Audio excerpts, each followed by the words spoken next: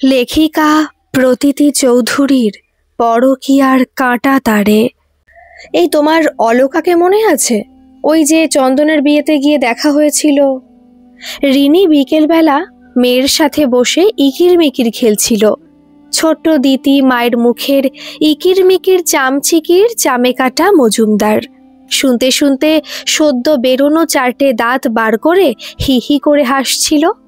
সৌমেন আরও একবার বলল, সেই যে তুমি বলেছিলে মেয়েটা খুব মিশুকে, সবার সাথে বেশ মিলে ঝুলে যায়, তোমার সাথেও তো বেশ কথা বলছিল অলোকা। খেলা বন্ধ করে রিনি সৌমেনের মুখের দিকে তাকিয়ে বলল, হ্যাঁ অলোকা দিত, মনে থাকবে না কেন? রিনির মনে পড়েছে দেখে খুশি হয়ে সৌমেন বলল, অলোকা আমাদের অফিসে জয়েন করেছে জানো। রিনির কাছে অবশ্য কথাটা বিশেষ গুরুত্ব পেল না। সৌমেনের অফিস নিয়ে রিনি কতটুকুই বা বোঝে? সৌমেনের অফিসে কতগুলো ডিপার্টমেন্ট, কতজন স্টাফ, সেটাও রিনি ভালো করে জানে না।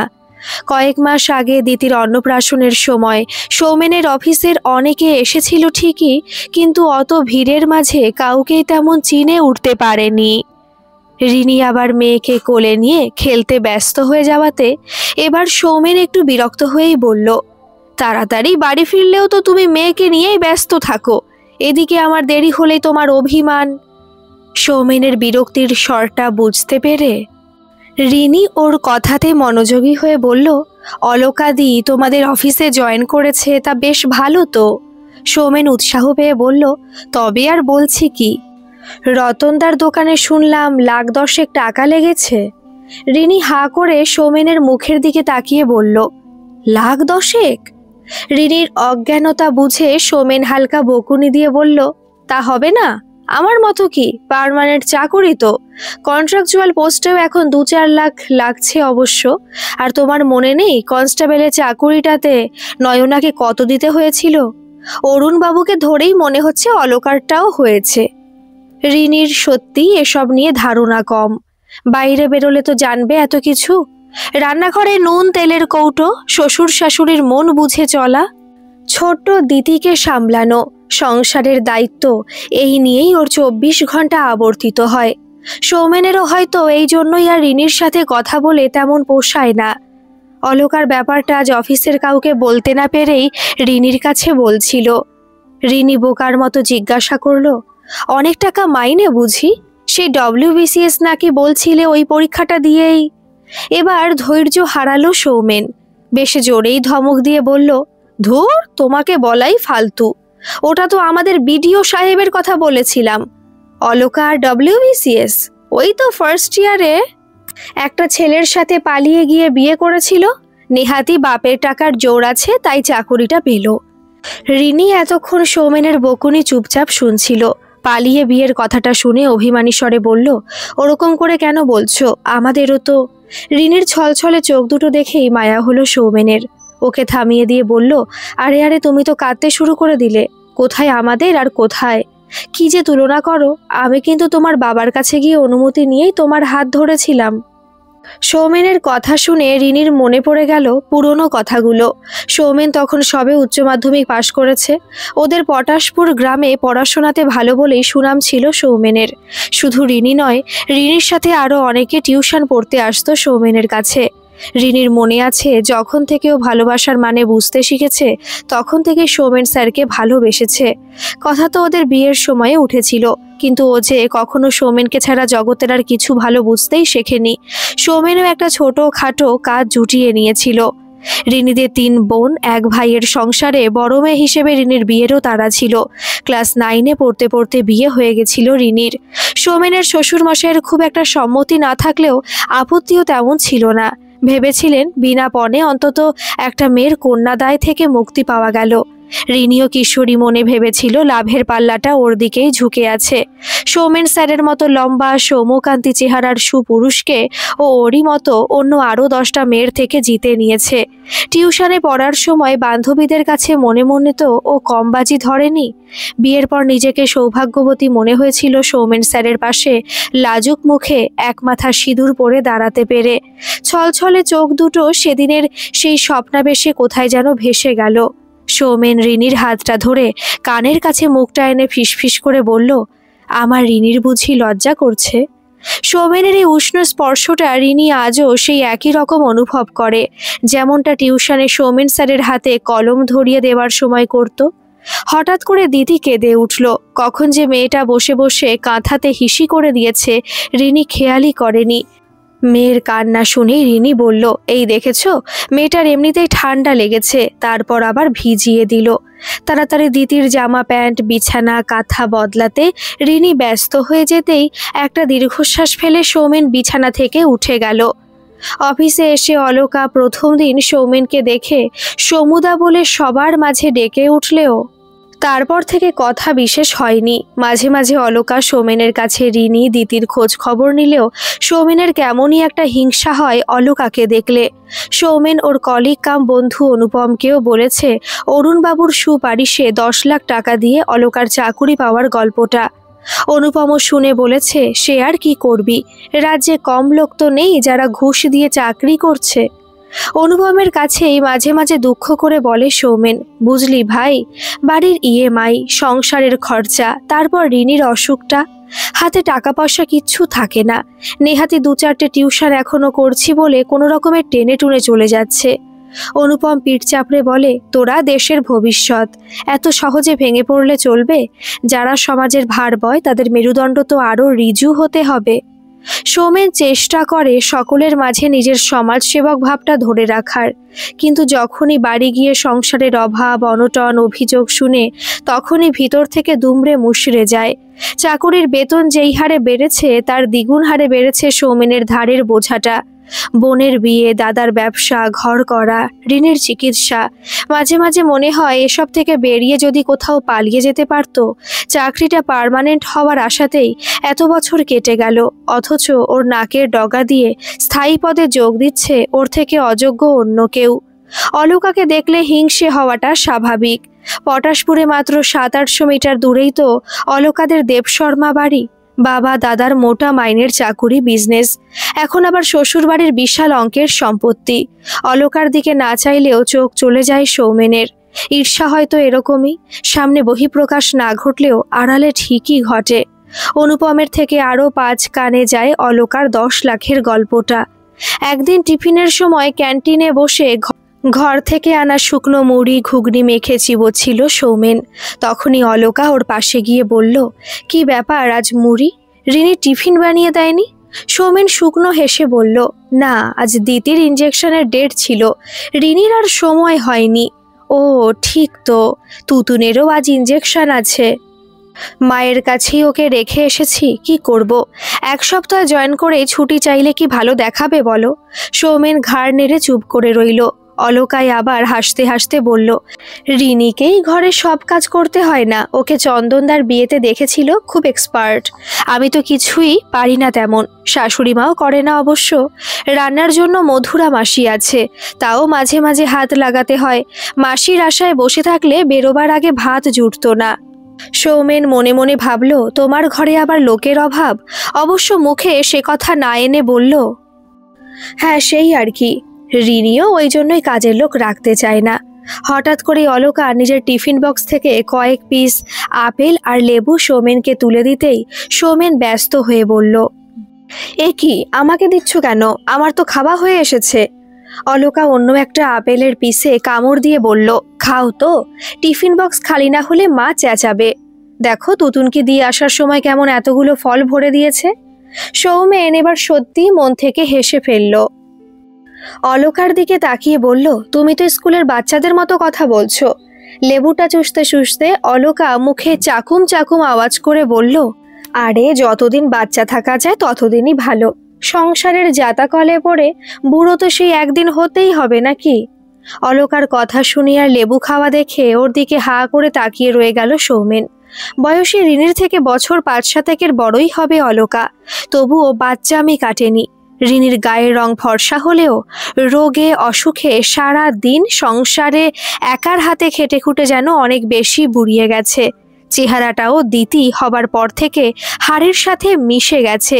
সেখানে শ্যামলা গায়ের রং হলেও অলকার গোলগাল, চোখে মুখে ভরা ঔজ্জ্বল্য। অলকা হঠাৎ করে বকুনি দিয়ে বলল, কি হলো, খেয়ে নাও, ভাববো আমারও কিছু সমাজসেবা করা হলো। ভ্রু দুটো উপরে তুলে সৌমেন বলল, মানে সেটা আবার কেমন?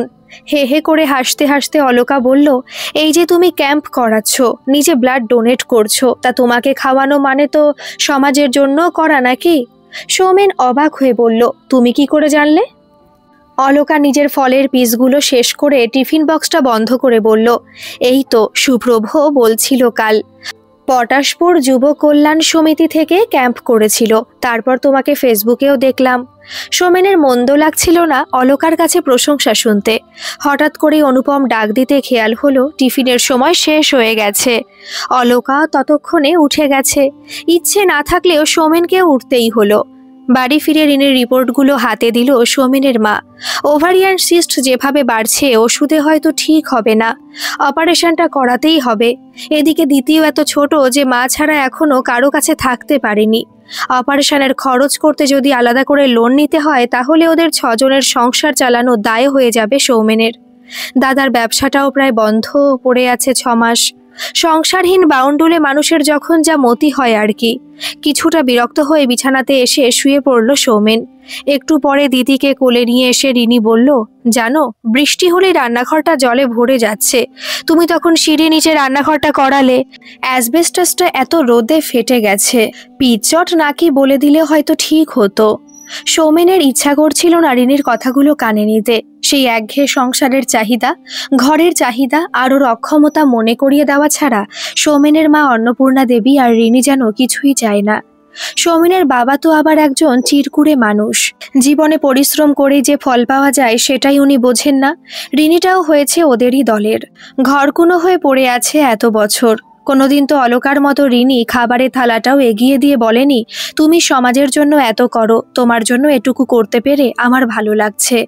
দিদিকে সৌমেনের পাশে শুইয়ে দিয়ে রিনি আবার বলতে লাগলো, দেখো ইঞ্জেকশন দেওয়ার পর দিদির পাটা ফুলে গেছে, ব্যথা করছিল মনে হয়, সারা দুপুর কেঁদে কেঁদেই ঘুম হলো একটু। নীলুদি বলছিল কি একটা মলম আছে ব্যথা কমার, তুমি বিকেলে বেরোবে যখন দোকানে বলে একটু নিয়ে আসবে গো। সৌমেন কিছু কথা না বলে চুপচাপ শুয়ে রইল। অন্য দিনের থেকে আজ যেন বেশি রাগ হচ্ছে ওর সংসারের মানুষগুলোর উপর। সারাদিন যাদের জন্য খাটে তাদের কাছেই ওর কোনো গুরুত্ব নেই। রিনির কি এমন বয়স হয়ে গেছে যে সৌমেনের জন্য আবেগ, অনুভূতি, ভালোবাসা কিচ্ছু আর নেই? অলকাও তো একটা মেয়ের মা, তবুও উচ্ছ্বসিত প্রাণশক্তি যেন ওর চোখে মুখে কানায় কানায় ভরা থাকে। রিনি আবার বলল, কি গো তুমি কি এসেই ঘুমিয়ে পড়লে নাকি? বলছি দিদির পায়ের মলমটা। সৌমেন যতই বিরক্ত হোক সাধারণত তার বহিঃপ্রকাশ করে না, চুপচাপ উঠে চলে যায়। কিন্তু আজ খুব জোরেই গলা খাখারি দিয়ে উঠল, আরে আমাকে মানুষ মনে করো না মেশিন? একটু বেশি শুয়েছি তো সেটাও সহ্য হচ্ছে না? বড় বড় চোখে সৌমেনের দিকে তাকিয়ে রইল রিনি। ওর এরকম রূপ রিনি আগে কখনো দেখেছে বলে মনে করতে পারল না। সৌমেন ওর দিকে ক্যাবলার মতো তাকিয়ে থাকতে দেখে আরও একবার জোরে ধমক দিয়ে বলল, আমি আর নিতে পারছি না রিনি, একবারও ভেবেছো আমার কথা? ছাদ থেকে জল পড়ছে, দিতির মলম আসতেই সব শুরু করে দিলে, নিজে তো রোগে রোগে কুড়িতেই বুড়িয়ে গেলে, যত জ্বালা হয়েছে আমার। রিনির সেই টিউশনে পড়ার সময় থেকেই সৌমেনের কাছে বকুনি খেলে শুধু চোখ দিয়ে টপ টপ করে জল পড়তে থাকে। কোনোদিনই ঘুরে তর্ক করে না, হয়তো কোনো একদিন স্যার বলে ডাকতো বলেই সেই শ্রদ্ধাটা কাজ করে। এতদিন সৌমেন ওর চোখের জল মুছিয়ে দিলেও আজ ওকে কাঁদতে দেখে ঘর থেকে উঠে চলে যাবার আগে চেঁচিয়ে বলল, হ্যাঁ তুমি তো শুধুই ফ্যাস ফ্যাস করতেই জানো। দিতি সেই ঘুমিয়েছিল, চেঁচামেচিতে আবার কেঁদে উঠল। তোমার কি খবর সমুদা? তোমাকে ইদানিং আপসেট দেখাচ্ছে, কিছু হয়েছে? সৌমেন অন্যমনস্ক হয়ে অফিসে ঢুকতেই অলকা বলে উঠল। সৌমেনেরও ভালো লাগে ওর এই ক্লান্ত ব্যর্থ জীবনে কেউ তো আছে যে ওর খবর রাখে। অলকাকে দেখলেও আজকাল ওর মনের বোঝাটা অনেক হালকা লাগে।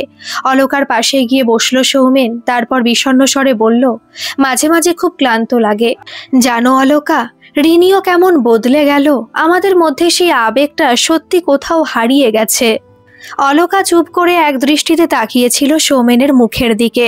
সৌমেন একটা দীর্ঘশ্বাস ফেলে বলল, বাবার লটারির নেশা, দাদার ভবঘুরে জীবন, বোনটার বিয়ে দিয়েও শান্তি নেই, এই ওই ফরমাইশ শ্বশুর ঘরে লেগেই আছে। এদিকে রিনির অসুখটাও বাড়ছে।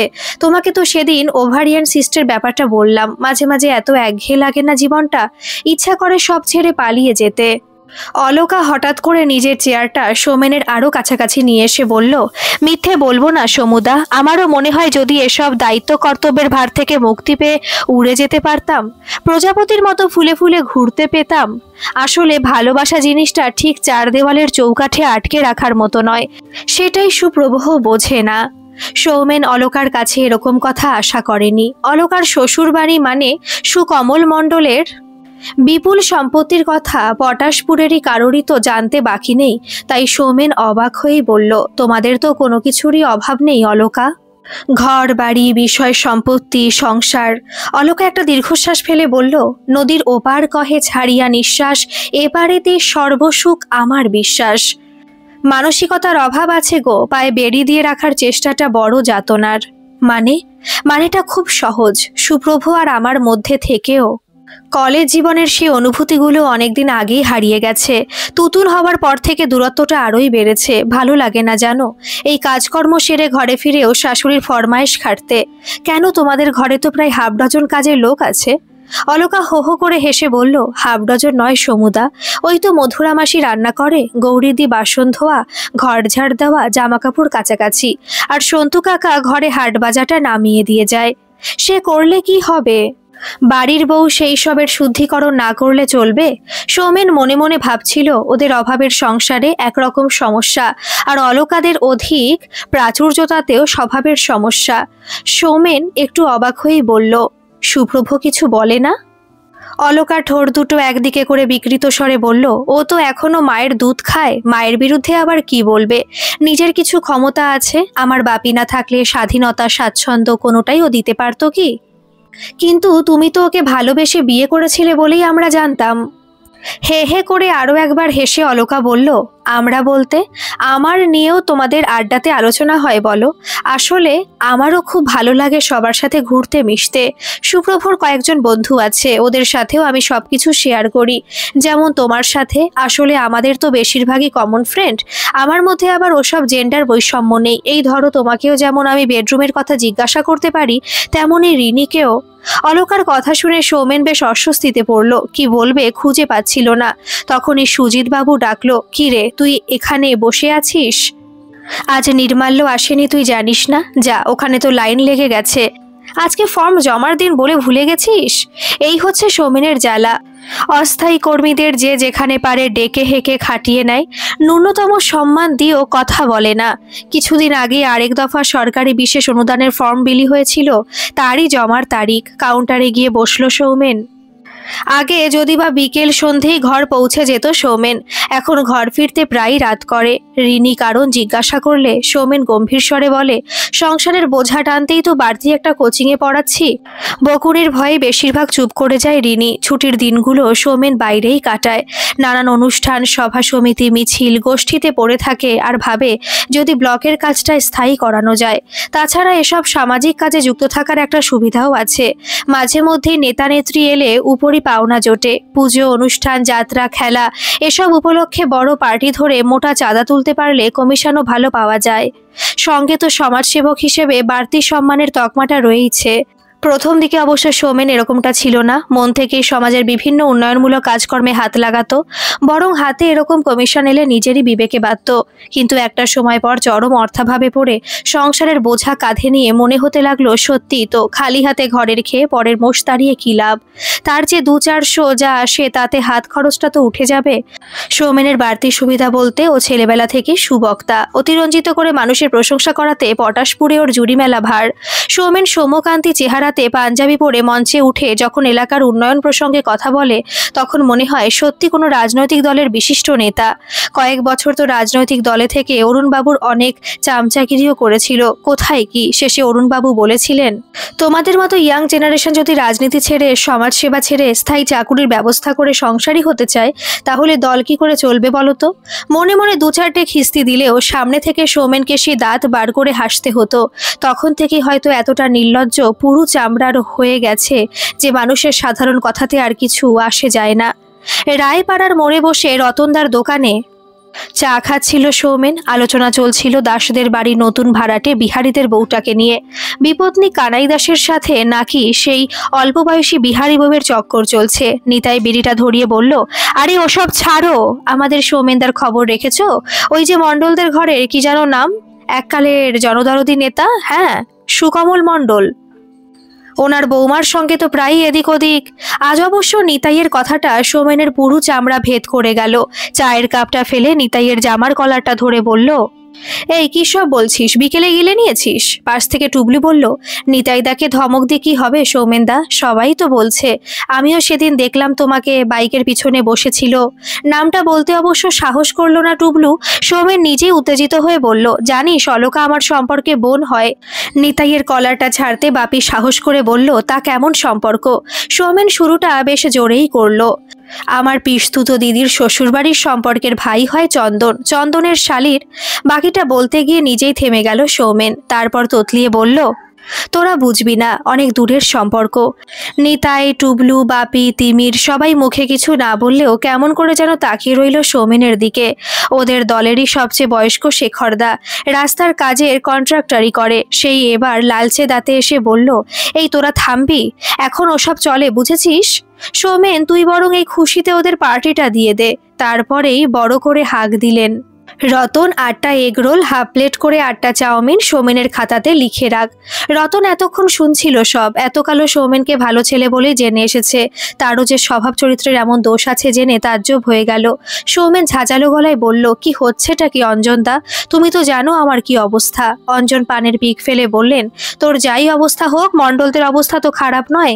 মণ্ডলদের বাড়ির বউকে যখন পটিয়ে ফেলেছিস, তোর এবার কিছু তো হবে।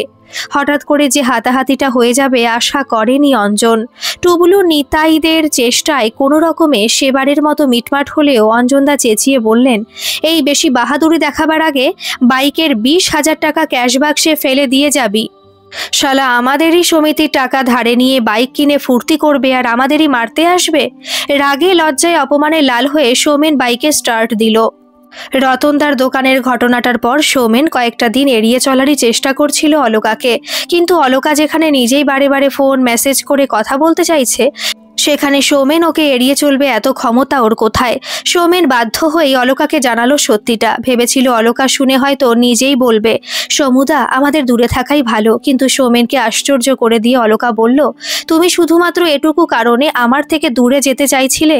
জানো, বেশ কিছুদিন আগে কেউ আমার টেবিলে তোমার আর আমার নামে অনেক কিছু লিখে কাগজ সেটে দিয়েছিল। তাতে কি? আমি এসে সেসব ছিঁড়ে দিয়েছিলাম। ওরা কি আমাদের দম বন্ধ করা জীবনের কষ্ট যন্ত্রণাগুলো কখনো ভাগ করার চেষ্টা করেছে বলো? সৌমেন অবাক হয়ে বলল, তুমি এসব বলনি কেন আমাকে? আমি ভয় পেয়েছিলাম সমুদা, ভেবেছিলাম তুমি হয়তো ঠিক এরকমটাই করবে। হয়তো আমি খুব ভালো একজন বন্ধুকে হারিয়ে ফেলবো। সৌমেনের কাছে ইচ্ছা করে অলকা ওর চোখের জলটা আড়াল করলো না। সকলের মাঝে ওর চোখ দুটো মুছিয়ে দেওয়া অসুবিধা বুঝেই সৌমেন ফিসফিস করে বলল, শোনো, অফিস থেকে বেরিয়ে একটু এগিয়ে গিয়ে আজ অপেক্ষা করবে। আমি একটু পরে গিয়ে তোমাকে পিক আপ করছি। সামনাসামনি হলে সবার চোখে খুব লাগছে। আজকাল ওরা কথা বললে যে অনেকগুলো চোখ ওদেরকে অনুসরণ করে সেটা সৌমেন নিজেও খেয়াল করেছে। অনুপম পাশ দিয়ে পেরিয়ে যাবার সময় গলা ঝেড়ে বলল, সামলে যা ভাই। অনুপমের উপরেও চরম রাগ হলো সৌমেনের। ওর বারবার মনে হচ্ছিল কি এমন ভুল করছে ওরা। একটা ছেলে আর একটা মেয়ে কি একে অপরকে মনের কথা বলে হালকা হতে পারে না? ইচ্ছা করছিল এভাবেই অলকার পাশে বসে থাকতে, কিন্তু চক্ষু লজ্জার খাতিরে স্বস্থানে উঠে গিয়ে বসলো সৌমেন। ক্যান্টিনে খাওয়ার সময় অনুপম ওকে বলল কথাটা, দেখ ভাই, তুই বন্ধুর মতো বলেই বলছি, তোকে নিয়ে একটা নোংরা গুঞ্জন ছড়াচ্ছে। ওই অলকা মেয়েটার সাথে মেলামেশাটা তুই বন্ধ কর। হঠাৎ করে মেজাজ বিগড়ে গেল সৌমেনের। গলার জোরে চেঁচিয়ে বলল, আমি কার সাথে কথা বলবো না মিশবো সেটা আমার ব্যক্তিগত ব্যাপার। তোকে কে অধিকার দিয়েছে এসব নিয়ে বলার? আশেপাশে তাকিয়ে দেখলো অনুপম। তারপর আরও একবার নিচু স্বরে বলল, ভিতরের খবর ভাই, স্যারের কানে গেছে কথাটা, ডেকে পাঠাতে পারেন। সৌমেন তাড়াতাড়ি খেয়ে অনুপমের পাশ থেকে উঠে যাবার আগে বলল, সেটা আমি বুঝে নেব, তোদের বুঝতে হবে না। নির্মাল্যবাবু ওদের অফিসে বেশ সিনিয়র, ওদের পাশে বসে উনি সবটাই শুনেছিলেন। সৌমেন চলে যেতে অনুপমের পিঠে হাত রেখে বললেন, পরকীয়ার অমক টান অনুপম, ও তুমি আমি বুঝিয়ে পারবো না। দেখছো না কেমন হিতাহিত জ্ঞানশূন্য হয়ে গেছে ছেলেটা? ঈশ্বরই রাস্তা দেখাবে একদিন, ততদিন খুব বড় ক্ষতি না হয়ে যায়। রিনি ঘরের মধ্যে সারাদিন থাকলেও পাড়া গায়ে কানে কথা তুলবার লোকের অভাব তো আর থাকে না। তাই কিছুদিনের মধ্যেই অলোকার কথাটা সৌমেনের ঘরে এসেও পৌঁছে গেল। রবিবারেও সকাল সকাল স্নান সেরে সৌমেন আয়নার সামনে দাঁড়িয়ে যখন রেডি হচ্ছে, তখনই রিনি এসে আজ স্পষ্ট করে জিজ্ঞাসা করলো, কোথায় যাচ্ছ তুমি? দাদা নেই বাড়িতে, বাবার শরীরটাও ভালো নেই, দোকানের সব জিনিস ফুরিয়ে গেছে, দোকান বাজারটাও কি আমি করতে যাব? প্রথমে শান্ত স্বরে উত্তর দিল সৌমেন, এ সপ্তাহে আমার হবে না, তাছাড়া দোকান বাজার গেলে কি ক্ষতি হয়ে যাবে? সারাদিন তো ঘরে বসেই বুড়িয়ে গেলে। আজ আর সহ্য হলো না রিনির, বেশ কাটা কাটা স্বরে উচ্চারণ করলো, অলোকাদির বয়সটা কি আমার চেয়ে কম মনে হয়? সজোরে থাপ্পড়টা রিনির গালে এসে পড়লেও একই রকম ভাবে ওর দিকে চেয়ে রইল রিনি। বিরক্ত হয়ে সৌমেন বলল, সন্দেহের একটা লিমিট আছে রিনি, তুমি জানো? ও আমার কলিগ, 2-1 দিন বাড়িতে ড্রপ করে দিয়েছে, শুধু এইটুকুই। রিনি একইভাবে বড় বড় চোখে তাকিয়ে বলল, শুধু এটুকুই? সৌমেন তাড়াতাড়ি অফিসের ব্যাগটা গোছাতে ব্যস্ত হয়ে যেতে রিনি আবার জিজ্ঞাসা করলো, কি হলো বলো, শুধু এটুকুই? সৌমেন গলা তুলে বলল, হ্যাঁ তো ভুলে যেও না, অলোকার মেয়ের বয়সটা আমাদের দিদির থেকে বেশি, স্বামী সংসার সবকিছুই আছে তার, এভাবে অপবাদ দিও না। রিনি বিদ্রুপ ভরা চোখে তাকিয়ে হেসে বলল, বনবিতান রিসর্টের এই বিলটা, গত রবিবার মাল্টিপ্লেক্সে সিনেমা দেখার এই টিকিট দুটো, 9 পর্যন্ত পড়লেও এটুকু ইংরেজি পড়তে তো জানি। সৌমেন নিজের প্যান্টের পকেটে একবার হাত ঢুকিয়ে দেখলো, তারপর নিজের বোকামির কথা বুঝতে পেরেও ধরা না দিয়ে রিনিকে উল্টে দোষী করে বলল, তাহলে তুমি কি এখন আমার জামা প্যান্টেও তল্লাশি করছো? রিনি স্পষ্ট গলায় বলল, আজও কি বনবিতান রিসর্টে না অন্য কোনো হোটেল? কথা না বাড়িয়ে বেরিয়ে যেতে উদ্যত হতে রিনি চেঁচিয়ে বলল, টাকাটা রেখে যাও দোকানের, শ্যামল কাকু আর ধারে জিনিস দেবে না বলেছেন। সৌমেন চরম বিরক্ত হয়ে ফিরে এসে রিনির গলাটা চেপে ধরে বলল, কেন? এই তো অলোকার সাথে নিজের তুলনা করছিলে, নিজে রোজগার করতে পারো না? বাপকে গিয়ে বলো খরচা দিতে। রিনি ওই অবস্থাতেই গলাটা ছাড়াবার চেষ্টা করতে করতে বলল, আমার বাবার কাছ থেকে তুমি না আমাকে চেয়ে এনেছিলে? সৌমেন গলাটা ছেড়ে রিনিকে ধাক্কা দিয়ে সরিয়ে বলল, তা বলে তোমার বাপ যে ভিখারির মতো খালি হাতে তোমাকে শ্বশুর বাড়ি পাঠিয়ে দেবে সেটা জানবো কি করে? দেখলে তো বোনের বিয়ে দিলাম, টাকা পয়সা লাগেনি, গয়না লাগেনি, ফার্নিচার লাগেনি, সব এমনি হয়ে গেছে না? তর্ক করে রিনি বলল, সৌমেলি লাভ ম্যারেজ ছিল না, অ্যারেঞ্জ করে হয়েছিল। সৌমেন চোখ পাকিয়ে বলল, অলোকা পালিয়ে গিয়ে বিয়ে করেছিল, তারপরে ওর বাবা ওকে দুহাত ভরে শুধু দিয়েই যাচ্ছে, গয়না টাকা এমনকি চাকুরিটা ওর বাবাই করে দিয়েছে, বুঝেছো? রিনি বারবার অলোকার সাথে তুলনাটা সত্যি আর সহ্য করতে পারছিল না। বিছানায় বসে দুহাতে নিজের চোখ দুটো চেপে ধরতেই সৌমেন চলে গেল। এই তুমি বনবিতানে না গিয়ে আজ পার্কে কেন নিয়ে এলে বলো তো? সৌমেন অলোকার হাতটা নিজের হাতে রেখে আদুরে স্বরে বলল, তুমি তো বলো খোলা হাওয়াতে তোমার প্রজাপতির মতো উঠতে ইচ্ছা করে, তোমার এই একটা ইচ্ছে না হয় তোমার এই বন্ধু পূরণ করলো। অলোকা আর চোখে সৌমেনের দিকে তাকিয়ে হাসলো। সৌমেন আরও একটু কাছাকাছি বসে বলল, জানো অলোকা, তোমাকে দেখে মনে হয় পৃথিবীর সব খুশি পাওয়ার অধিকার তোমার আছে, তোমার মধ্যে এত প্রাণবন্ততা, সজীবতা ভরা, আমি ঠিক তোমার মতোই কাউকে চেয়েছিলাম জীবনে। অলোকা সৌমেনের হাতটা চেপে ধরে বলল, কিন্তু এখানে প্রাইভেসিটা বড্ড কম, দেখছো না চারপাশে কত লোকজন, জানি না কেন তোমাকে আরো বেশি কাছে পেতে ইচ্ছা করে, বলো না সেটা কি খুব অন্যায়? সৌমেন ইতস্তত করে বলল, আসলে বনবিতানের কথাটা রিনি জেনে গেছে সেদিনে ওখানের বিলটা। অলোকা সৌমেনের কাঁধে মাথা হেলিয়ে দিয়ে বলল, ইস তুমি না একদম বুদ্ধুরাম একটা, অভিমানী স্বরে সৌমেন বলল, আর সুপ্রভ খুব বুঝি বুদ্ধিমান? অলোকা সৌমেনের ঠোঁটে ওর আঙুলটা ছুঁয়ে চুপ করিয়ে বলল, ওর নামটা আর আমাদের এই সুন্দর মুহূর্তটাতে নাইবা করলে। আচ্ছা অলোকা, যদি সেদিন তুমি ওর সাথে পালিয়ে না গিয়ে? সৌমেন থেমে যেতে অধীর হয়ে অলোকা বলল, থামলে কেন বলো না? সৌমেন চুপ করে থাকতে অলোকা বলল, কেন, আজ কি আরেকবার তোমার সাথে পালিয়ে যাওয়া যায় না? বুকের ভিতরটা কেমনই কেঁপে উঠল সৌমেনের, অদ্ভুত ভয় আর ভালো লাগা মিশ্রিত একটা অনুভূতি। পরক্ষণে কি যেন ভেবে বলল, কিন্তু আমাদের অফিস বাড়ির লোকজন? অলোকা সৌমেনের হাতটা শক্ত করে ধরে ওর বুকে মাথা গুঁজে বলল, এত ভেবো না প্লিজ, শুধু তুমি আর আমি একটা ঘরে একসাথে, তোমার ঘনিষ্ঠ বাহু ডোরে। সত্যি বলছো তুমি? তা নয়তো কি? তুমি শুধু প্ল্যান করো আমরা কোথায় গিয়ে উঠব। আমি তোমাকে একান্তে চাই সমু, বনবিতানের চেয়েও নির্জনে, আরো অনেক বেশি গোপনে। সৌমেন আবার কিছুক্ষণ চুপ থাকতে অলোকা বলল, কি হলো, কি ভাবছো? সৌমেন চিন্তিত গলায় বলল, ভাবছি আমাকেই কেন, মানে আমাকেই কেন তুমি এত ভালোবাসলে অলোকা? অলকার ঠোঁট দুটো সৌমেনের গলায় রেখে বলল, তুমি একদম আমার মতো তোমার আবেগ, অনুভূতি, পাগলামি, চাওয়া পাওয়া, তাই তো তোমার ভালোবাসাতে আমি মাতাল হতে চাই। সৌমেনের ভীষণ ইচ্ছা করছিল অলকার ঠোঁটে ঠোঁট রেখে ডুবে যেতে। এরকম অনুভূতি রিনির কাছে থেকে ওর কোনো দিন হয়নি।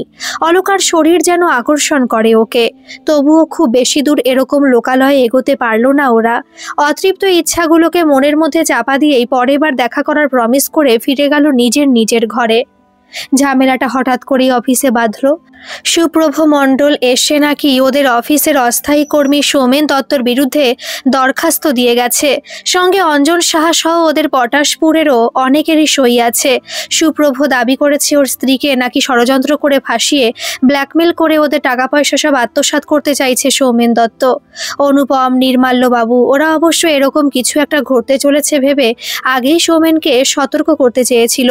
সৌমেনই তখন কোনো কথা কানে তোলেনি। সুজিত মিত্র সৌমেনের কাজে ফাঁকি দিয়ে স্টাফদের সাথে গল্প করা নিয়ে অনেকবার অভিযোগ করেছে বিডিও স্যারের কাছে। বায়োমেট্রিকের মাধ্যমে উপর মহলেও খবর গেছে সৌমেন আর অলকা দুজনেরই অফিসে যাওয়া আসার সময় খুব অনিয়মিত। এবার সরাসরি শো কজ লেটার ইস্যু হয়েছে সৌমেনের নামে। প্রেমের থেকেও পরকীয়া যে কি ভীষণ উন্মত্ত সেটা আরও একবার টের পেল পুরো অফিসের লোকজন। অনুপম সৌমেনকে বুঝিয়ে বলার শেষ চেষ্টা করতেই সৌমেন বলে উঠল, আমি কার সাথে প্রেম করব না পরকীয়া করব তাতে বিডিওর বাপের কি? অনুপম বিপদ বুঝে মিনমিনে স্বরে বলল, ভাই এই অলকার ঘোর কেটে গেলে বুঝতে পারবি কি বিপদ ডেকে আনছিস সার্ভিসে। আমাদের সবাইকেই তো ঘর সংসার ছেলে বউ নিয়ে থাকতে হবে নাকি? লুকিয়ে চুরিয়ে যা চলছে চলুক না, তুই গিয়ে স্যারের কাছে ক্ষমা চেয়ে নে। সৌমেন গলা তুলে অফিস ভর্তি লোকের সামনেই বলল, আমি কি ভয় পাই কাউকে? অলকাকে ভালোবাসা কি অন্যায়? নির্মাল্য সেন সৌমেনের কাঁধে হাত রেখে বুঝিয়ে বলার চেষ্টা করলেন, এটা ভালোবাসা নয় সৌমেন, অবৈধ সম্পর্ক। সৌমেন আরও একবার কলার তুলে বলল, ব্যাকডেটেড হয়ে পড়ে থাকলে চলবে সেনবাবু? এখন আদালতে সব সম্পর্কই বৈধ। সুজিত মিত্রই চেপে যাওয়ার পরামর্শ দিলেন নির্মাল্য বাবুকে। নিজের সম্মানহানি করে কেউই আর সাহস করল না পাগলের প্রলাপ বকা সৌমেনকে বোঝাতে যেতে। সৌমেন সরাসরি বিডিও স্যারের ঘরে গিয়ে বলল, আমার পার্সোনাল লাইফে ইন্টারফেয়ার করার রাইট আপনাকে কে দিয়েছে sir? I love her, she also loves me, this is my life, my choice. আমার কাজের বাইরে আপনি আমাকে প্রশ্ন করতে পারেন না। বিডিও স্যার বুঝতে পারলেন মাথাটায় গেছে সৌমেন বাবুর, তবুও একবার বললেন, আপনার কাজের সময়ও নিয়মিত নয়। এরকম হতে থাকলে কিন্তু আমাকে অন্য কিছু ভাবতে হবে। ঊর্ধ্বতন কর্তৃপক্ষকে জানালে কিন্তু। বিডিও স্যারের উপরে গিয়ে সৌমেন বলল, আপনার ক্ষমতাতে যা কুলোয় করে নিতে পারেন স্যার, তবে অলকার থেকেও আলাদা করার কথা ভুলেও ভাববেন না। পাগলামি বুঝি আর তর্কাতর্কিতে না গিয়ে বিডিও বললেন, ঠিক আছে আপনি এখন আসতে পারেন। রিনির শরীরটা খুব খারাপ যাচ্ছে, ভালো করে খাওয়া দাওয়াও করছে না। যা না বাবা, একদিন ভালো করে ডাক্তার দেখিয়ে নিয়ে আয়। রোগটা আর কতদিন শরীরে পুষে রাখবে? অপারেশন করতে বললে তো এবার করতে হবে। একে অফিসে তর্কাতর্কির পর এমনিতেই মনটা ভালো ছিল না সৌমেনের। তারপর অলকাকেও কয়েকবার ফোন করে না পেয়ে মেজাজটা খিচিয়েছিল। মায়ের কথাটা কানে যেতেই ধমক দিয়ে বলল, রিনির পিছনে ঢালার মতো আর ফালতু পয়সা নেই আমার। অন্নপূর্ণা দেবী অবাক হয়ে বললেন, এসব কি বলছিস বাবা? ও তোর বউ, দিতির মা। সৌমেন চেঁচিয়ে বলল, যাও তো, ওসব জ্ঞান গিয়ে অন্য জায়গাতে ঢালো, আমাকে জ্বালিও না। অন্নপূর্ণা দেবী অনেকক্ষণ ছেলের মুখের দিকে এক দৃষ্টিতে তাকিয়ে থেকে নিজেই ধিক্কারে সরে গেলেন। আরও একবার অলকাকে ফোনটা লাগালো সৌমেন। এবার ফোনটা রিসিভ হতেই ওপাশ থেকে পুরুষ কণ্ঠস্বরটা স্পষ্ট শুনতে পেল, হ্যালো। সৌমেন বুঝতে পারল এটা অবশ্যই সুপ্রভ। গম্ভীর স্বরে বলল, অলকা কোথায়? তুই ওকে আটকে রেখেছিস না? ওপাশ থেকে হো হো করে হাসির শব্দটা ভেসে এলো। তারপরে সুপ্রভ বলল, সৌমেনদা, তোমাকে আমাদের পটাশপুরের সমাজসেবী সজ্জন মানুষ বলে জানতাম। এত রকম প্রোগ্রামে তোমাকে দেখেছি, আমার তো বিশ্বাসই হচ্ছে না তুমি অলকার সাথে। ছি। সৌমেন ঝাঁঝালো স্বরে বলল, শোন ওসব কথা রাখতো, অলকা কোথায় বল। সুপ্রভ একই রকম শান্ত স্বরে বলল, তুমি কিন্তু আগুনে হাত দিচ্ছ সৌমেনদা, আমি সাবধান করছি তোমাকে। সৌমেন ওর কথায় পরোয়া না করেই বলল, যা যা, তোদের হুমকি ধমকি আমি ভয় পাই না। অফিসেও তো দরখাস্ত ফেলে এসেছিলি, কেউ আমার কিছু ছিঁড়তে পারবে না, বুঝেছিস? রিনি খুব ভালো মেয়ে সৌমেনদা, জীবনে বহু কিছু হারাচ্ছ তুমি, এখনো সামলে যাও। সৌমেন একই রকম দম্ভ নিয়ে বলল, তুই কোথায় রেখেছিস ওকে বলবি, না হলে আমি পুলিশ কমপ্লেন করব। সুপ্রভ হাসতে হাসতে বলল, ওকে বেঁধে রাখার ক্ষমতা দিবাকর দেব শর্মার হয়নি, আর আমার কি হবে? একটা কথা মনে রেখো সৌমেনদা, আইন দিয়ে আটক করার অধিকার হয়তো আমার নেই, আর আমি আটকে রাখবো না। তবে কি বলতো, যে এই মেয়ে তার বাপির এত ভালোবাসা ছেড়ে আমার হাত ধরে পালিয়ে আসতে পারে, এত বছর পর আবার আমার হাত ছেড়ে তোমার সাথে ঘনিষ্ঠ হতে পারে, তার কিন্তু তোমার হাত ছেড়ে অন্য কারোর হাত ধরতে বেশি সময় লাগবে না। যে একবার হাত বদল করে সে বারবার হাত বদল করে। সুপ্রভা বুঝতে পারলো ওর শেষ শব্দগুলো বলার আগে লাইনটা ডিসকানেক্ট করে দিয়েছে সৌমেন। অলকাকে আজ আবার একান্তে পেয়েছে সৌমেন। দুটো শরীর হোটেলের বিছানায় নীল আলোতে মিলেমিশে এক হয়ে যাচ্ছে। যে কয়েকবার মাত্র সৌমেন এভাবে অলকাকে বিছানায় পেয়েছে তাতেই বুঝেছে মেয়েটার কি ভীষণ আবেদন, কি আকর্ষণ ওর শরীরের প্রতিটি ভাঁজে। রিনার কথা মনে করে তখন শুধু হাসিই পেয়েছে। অনেকক্ষণের পরিশ্রমের পর সৌমেনের বক্ষ লগ্না হয়ে শুয়েছিল অলকা। সৌমেন ওর মাথার উপর হাত বুলিয়ে দিয়ে বলছিল, জানো অলকা, ভীষণ হাসি পায় আমার। রিনির মতো একটা মেয়েকে আমি কিভাবে। সৌমেনের বুকে আরও একটা চুমু এঁকে দিয়ে অলকা বলল, ভুল তো মানুষই করে সৌমেন। ফোনটা এতক্ষণ ইচ্ছা করে সাইলেন্ট মোডে রেখেছিল সৌমেন। অলকার সঙ্গে ঘনিষ্ঠ মুহূর্তটা কোনোভাবেই ও নষ্ট করতে চায়নি। আজকেও কি সৌমেনের আসার সময় কম বাধা দিয়েছিল রিনি? নিজের মাথার দিব্যি দিয়ে অনুরোধ করেছিল ঘরে থাকতে। ফোনটা বেডের পাশে টেবিল থেকে নিতে নিতে সৌমেন বলছিল, জানো অলকা, রিনিটা এত সেকেলে আর অবুঝ। কত রকমের ঠাকুর পুজো টুকটাক দিব্যি দিয়ে ভাবছে তোমার কাছ থেকে আমাকে আলাদা করে দেবে। আজকেও জোর করছিল, ধাক্কা দিয়ে ওকে সরিয়ে আসতে হয়েছে। মুখে একটা চুকচুক আওয়াজ করে অলকা বলল, সো স্যাড। সেদিক থেকে সুপ্রভ ভালো, নিজের মতো ছেড়ে দেয় আমাকে। হঠাৎ করে অলকা লক্ষ্য করলো মোবাইলের ডিসপ্লে লাইটে সৌমেনের কপালে চিন্তার রেখাগুলো। Any problem Somu? সৌমেন কিছু ভাবতে ভাবতে বলল, হ্যাঁ, এই টুবলু বাপিরা আমাকে হঠাৎ ফোন করছে কেন? খুব তো বলেছিল ওদের পটাশপুর যুব সমিতিতে দরকার নেই আমার মতো নোংরা চরিত্রের কোনো সমাজসেবকের। অলকা হাসতে হাসতে বলল, ওদের আবার কথা, রিসিভ করে দেখো, হয়তো বলবে ভুল হয়ে গেছে সমুদা। সৌমেন হাসতে হাসতে কলব্যাক করতেই ওপাশ থেকে টুবলুর কাপা গলাটা শুনতে পেল, সমুদা তুমি কোথায়? একবার হসপিটালে আসতে পারবে? সৌমেন গম্ভীর স্বরে বলল, কেন, নিতাই কি মাল খেয়ে আবার অ্যাক্সিডেন্ট করেছে? টুবলু আর থাকতে পারল না, কাঁদতে কাঁদতে বলল, সমুদা বৌদি আর নেই সমুদা, ম্যালিগন্যান্ট টিউমার, লাস্ট স্টেজ চলছিল। ডক্টর বলল আরও আগে নিয়ে এলে হয়তো। হাত পাগুলো কাঁপছে সৌমেনের। মোবাইলটা সশব্দে হাত থেকে মেঝেতে পড়ে গেল। কিছু বুঝতে পেরে বিছানা থেকে উঠে অলকা বলল, কি হয়েছে তোমার? আরে কি হয়েছে বলবে তো। সৌমেন আর উত্তর দিতেই পারল না। প্রায় 15 দিন পেরিয়ে গেছে। সৌমেনের বাবা মা দুজনেই সৌমেনকে দোষী করেছে রিনির মৃত্যুর জন্য। অন্নপূর্ণা দেবী তো সেদিন হসপিটালে জ্ঞান শূন্য হয়ে বলতে শুরু করেছিল, তোর জন্য মেয়েটা দিন রাত উপোস করত, হাজারটা পুজো দিয়ে ভাবতো তোর সংসারে মন ফিরবে। মরবার আগে ও শান্তি দিলি না মেয়েটাকে। সৌমেনকে অনেকে দোষী করলেও মৃত্যুটা যে ওভারিয়ান ক্যান্সারে হয়েছে সেটা ডেথ সার্টিফিকেটে লেখা হয়েছে। শুধু সৌমেন জানে, সেদিন ধস্তাধস্তি করে ঘর থেকে বেরোবার সময়ও যখন রিনি বারবার ওকে নিজের মাথার দিব্যি দিচ্ছিল, তখন কিভাবে ওর তলপেটে লাথি মেরে সৌমেন বেরিয়ে গেছিল। হয়তো সেই আঘাতে রিনির মৃত্যুটা আরও নিকটে এসেছে। হ্যাঁ, সৌমেন একটা খুনি। আজ জীবনে প্রথমবার রিনির জন্য রিনির মতোই ওর চোখ দুটো ছলছল করছে। না, ওর চোখ মুছিয়ে দেবার মতো আজ কেউ নেই। রিনির ছবিটার দিকে তাকিয়ে নিজেকেই নিজে প্রশ্ন করছিল সৌমেন, অলকার প্রতি ওর এ কেমন টান, এ কেমন ভালোবাসা যে চরম অবহেলায় অন্য একজনের জীবন নিয়ে নিল। কোন আলিয়ার পথে হাঁটছে? কোথায় শেষ এই অন্ধকার পথের? অলকা কয়েকবার ফোন করেছিল, সৌমেনি আর ফোন রিসিভ করতে পারেনি। বাড়ির এই আবহে দিদির মুখের দিকে তাকিয়ে কিভাবে পারবে অলকার সাথে কথা বলতে? দিদির মাত্র 4 বছর বয়স, ভালো করে বুঝতেও শেখেনি মাকে। তার আগে মেয়েটা যে মা হারা, এর জন্য কি শুধুমাত্র সৌমেনি দায়ী নয়? কিন্তু স্যার, আমার কাজটা? নির্মাল্যবাবু গম্ভীর স্বরে বললেন, আমি তো তোমাকে আগেই বলেছিলাম সৌমেন, সেদিন ওইভাবে তর্কযুদ্ধ না করলে আজ এই অবস্থা আসতো না। সৌমেন যেন বিশ্বাসই করতে পারছে না টার্মিনেশন লেটারটা পড়ে। প্রায় 7 বছরও এখানে কাজ করছে, এভাবে কেউ ছাঁটাই হতে পারে কি করে? সৌমেন কাতর স্বরে বলল, স্যার, রিনি নেই বাড়িতে, আমার বাবা মা মেয়ে আছে, কিভাবে চলবে আমাদের? সুজিত মিত্র পাশ থেকে ধমক দিয়ে বললেন, সেটা আগেই বুঝতে হতো। স্যারের উপরে তুমি কথা বলতে শুরু করেছিলে।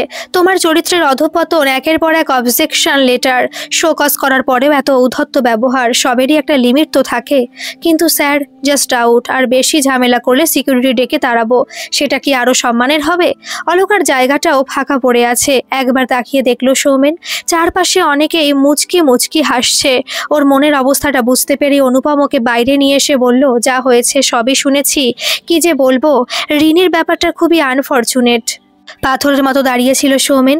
অনুপম ওর কাঁধে হাত দিয়ে বলল, আসলে জবটা তোর পার্মানেন্ট হলে এত সহজে টার্মিনেট করতে পারতো না। এই দেখ না, অলোকা তো এখনো যখন খুশি যাচ্ছে আসছে। কোনো চেতনা আছে ওর? নাকি ওকে আউট বলার কারো ক্ষমতা আছে? 10 লাখের চাকুরি অত সোজা কি? এতক্ষণ পর সৌমেন মিনমিনে স্বরে বলল, অলোকা শেষ কবে এসেছিল? অনুপম একটু ভেবে বলল, পরশুই তোকে একজন বাইকে করে নামিয়ে দিয়ে গেল, ফেরার সময় এসেছিল ছেলেটা। সৌমেন ধীর স্বরে বলল, সুপ্রভ? অনুপম দুদিকে মাথা নেড়ে বলল, না রে, ওর বর নয়, অন্য কেউ হবে। মেয়েটার যা চরিত্র, আমারই ভয় লাগে এক অফিসে বসতে, কারোরই গা ঘেঁষতে তো বাকি রাখে না। দীর্ঘ নিঃশ্বাস ফেলে আর কথা না বাড়িয়ে সৌমেন চলে গেল। তড়িৎ গতিতে বনবিতানে এসে অলোকা বলল, বাব্বা, এতদিন পর তোমার মনে পড়লো আমাকে? কত কল করেছিলাম। সৌমেন ক্লান্ত স্বরে বলল, রিনি আর নেই। অলোকা খুব সাধারণ স্বরে বলল, হ্যাঁ, সে তো সেদিনই শুনেছি। আমাকে অফিস থেকে টার্মিনেট করেছে অলোকা, আর হয়তো অফিসে আমাদের দেখা হবে না। অলোকা একই রকম স্বরে বলল, সো হোয়াট, তুমি চাইলে এখানে আমরা দেখা করতে পারি, অথবা আগে রাত্রের মতো প্যারাডাইসে। সৌমেন চুপচাপ আছে দেখে ওকে শক্ত করে ধরে অলোকা বলল, তুমি যদি চাও দেন আজ রাত্রেই আমরা, তোমারও তাতে মনটা ফ্রেশ হয়ে যাবে। সৌমেন এবার হালকা ধমক দিয়েই বলল, তুমি কি অলোকা? রিনি মারা গেছে 15 দিনও হয়নি, ও আমার ওয়াইফ ছিল। অলোকা মুখটা ভারী করে বলল, আমি রিনি নয় সোমু, আমি অলোকা, আমাকে ধমক দিও না। সৌমেন অবাক হয়ে ওর দিকে তাকিয়ে বলল, তুমি একবারও দিতির খবর নিলে না? মেয়েটা মা হারা হয়ে কার কাছে কিভাবে থাকবে একবারও ভাবলে না তুমি? অলোকা খুব সাধারণভাবে বলল, দেখো, এসব ইমোশনাল প্যানপ্যানানি আমার ভালো লাগে না বলে তুমি জানো। একঘেয়ে জীবন থেকে বেরিয়ে এক্সপেরিমেন্ট করতে আমার ভালো লাগে। I just love romantic adventure. আর মেয়ে আমারও আছে। তুতুন যদি ওর দিদিমার কাছে থাকতে পারে, দিদি কেন পারবে না ঠাম্মির কাছে থাকতে? আজ সৌমেন স্পষ্ট বুঝতে পারছে অলোকা আর রিনির তফাৎটা। রিনি সংসারের মায়াতে বাধা পড়তে চেয়েছে চিরকাল, আর অলোকা সংসারের বাইরে উড়তে চেয়েছে। রিনি শান্ত, চুপচাপ, ধীর লয়ে বোঝার চেষ্টা করেছে জীবনের ভালো মন্দটা, আর অলোকার মন উদ্দাম আবেগে ছুটতে চেয়েছে, কখনো এখানে তো কখনো ওখানে। শেষ আঘাতটা করে অলোকার মুখোশের সবটুকু খুলে ফেলার অভিপ্রায় সৌমেন জিজ্ঞাসা করলো, এখন শুনলাম অফিস যাওয়ার জন্য নতুন বাইক জুটে গেছে? হে হে করে হেসে অলোকা বলল, do you feel jealous Somu? সৌমেনের ইচ্ছা করছিল গায়ের জোরে একটা থাপ্পড় মারতে, কিন্তু তার আগে অলোকা বলল, তুমি কিন্তু আমাকে ব্লেম করতে পারো না। আমি তোমাকে আগেই বলেছিলাম ভালোবাসাকে একটা চৌকাঠে বেঁধে রাখাটা কেমনই ন্যাকা লাগে আমার। সবই তো পুরনো হয়, প্রেম কেন হবে না? এই যে তুমি, আমি জব জয়েন করার পর থেকে আমাকে ঈর্ষা করতে, 10 লাখের গল্পটা সবার কাছে বলে দিয়েছিলে। আমিও ভাবলাম তোমার জন্য কিছু গল্প তৈরি করি। তাছাড়া চুপচাপ বসে গালে হাত দিয়ে ভাবতে ভাবতে জীবনটা স্পয়েল করার চেয়ে ভালো না লেটস এনজয়। সৌমেন আরও একবার জোর গলায় বলল, বাইকের ছেলেটা কে অলোকা? হাসতে হাসতে অলোকা বলল, ও তো সুপ্রভর ফ্রেন্ড, কিছুদিন দিল্লিতে একটা ট্রেনিংয়ে ছিল, আমার সাথে সম্পর্কটা ভালো, ভীষণ হেল্পফুল, একদম তোমার মতো। দাঁতে দাঁত চেপে সৌমেন বলল, আমার আর বুঝতে বাকি নেই কেমন ভালো। অলোকা বিরক্তির স্বরে বলল, তুমি তো জানো আমি সবার সাথে মিলে ঝুলে থাকতে, গল্প করতে ভালোবাসি, আর আমাদের ঘনিষ্ঠতার ব্যাপারে তুমি কিন্তু শুধু আমাকে দায়ী করতে পারো না, you are also responsible. Soumen মনে মনে ভাবলো, সত্যি দায়ীটা তো অলোকা একা নয়, ওর নিজেও সমান দোষী। হয়তো আজ সব দিক থেকে ক্ষতিটা সৌমেনেরই হয়েছে, অলোকার তেমন কিছুই হয়নি। তাই বলে কি সৌমেনের দোষটা লাঘব হয়ে যায়? অলোকা যাবার আগে বলে গেল, ইউ শুড টেক রেস্ট, আর রিনির শোকটা কাটিয়ে ওঠো তাড়াতাড়ি। আমাকে এখন যেতে হবে, এসব থেকে রিকভার করে ফ্রি হলে জানিও, আমি দেখা করব। সৌমেনের নিজের উপর ঘেন্না হচ্ছিল, ওকে দাঁড় করাবার আর কোনো চেষ্টা করলো না। সৌমেনের কানে বারবার ভেসে আসছিল সেদিনের সুপ্রভর গলার স্বরটা, যে একবার হাত বদল করে সে বারবারই হাত বদল করে। সামলে যাও সৌমেনদা।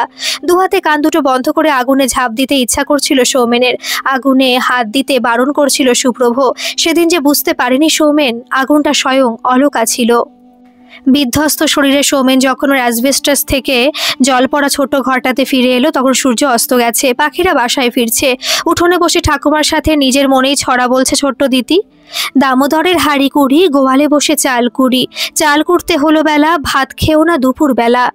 সেই সাথে দিতি কয়েকটা রং পেন্সিল দিয়ে হাবিজাবি আঁচড় কাটছে খাতার সাদা পাতাতে। আজ যেন কত বছর পর সৌমেন দিদিকে দেখছে।